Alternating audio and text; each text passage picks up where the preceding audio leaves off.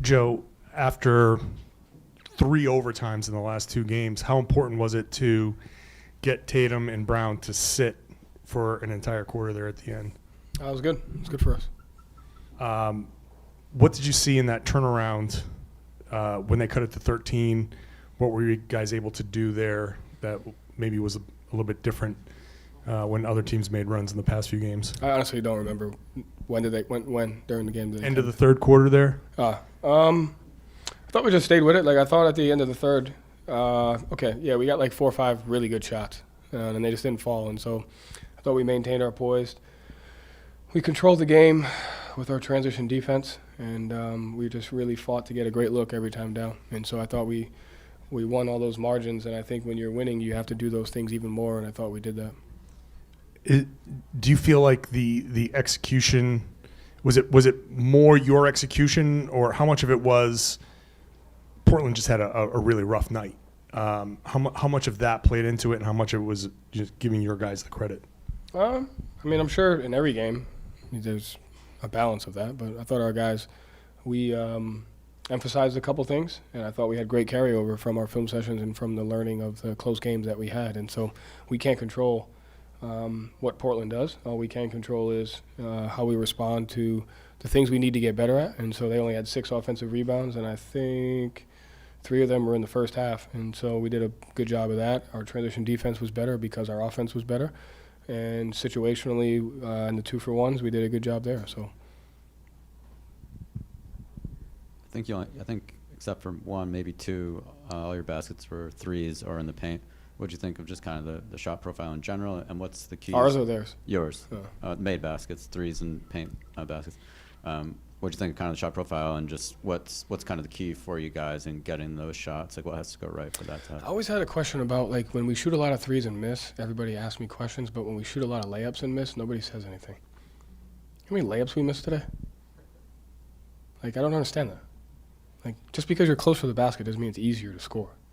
And so, like, we missed a lot of layups, and, you know, we have to do a good job making those.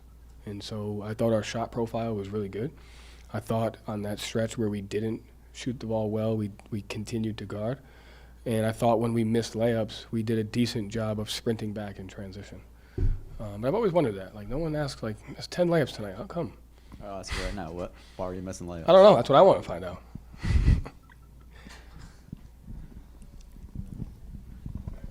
You went with Blake as the big off the bench primarily tonight. What led to that decision, and what did you see out of him? Blake just is a professional, brings a lot of experience. I think he helps us force turnovers with his activity, his hand activity, his ability to take charges, his overall communication, and I think he does a great job on the offensive end of screening and getting the ball where it needs to get to. And so, you know, I think as we come down the stretch, it's important to really just rely on his experience, and he's been such a professional for it, and, you know, he's somebody that we're going to need. I heard that you missed a lot of layups tonight. Usually when teams miss layups, they get beat in transition defense.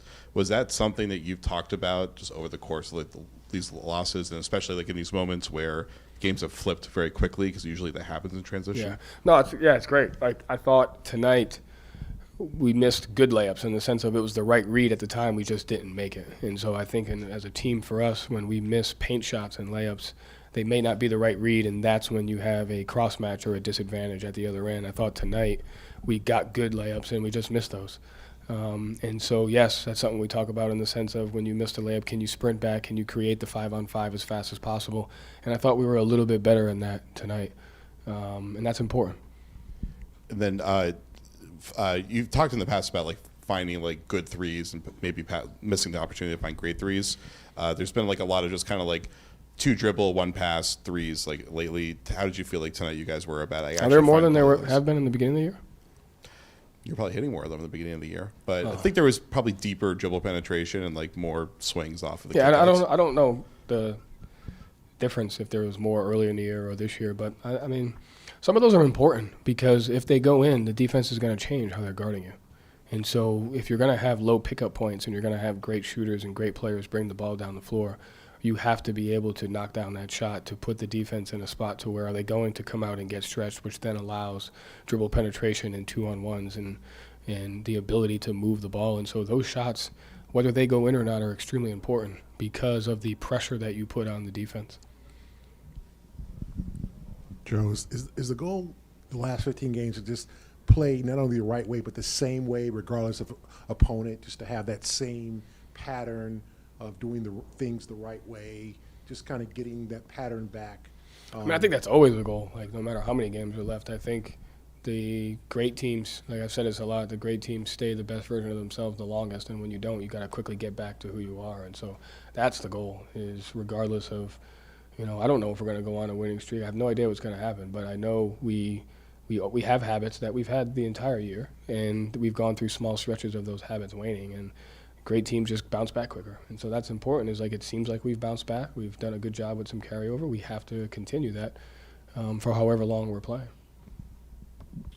Thank you, Joe. Thank you. Sam's available in the locker room right now.